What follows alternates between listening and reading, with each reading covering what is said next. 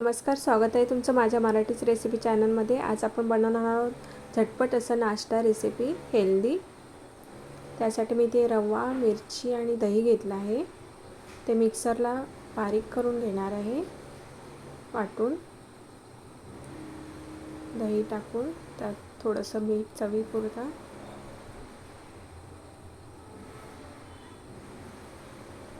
छान असं बारीक करून घेतलं आहे। आता आपण त्याचे डोसे बनवणार आहोत, सॉफ्ट असे।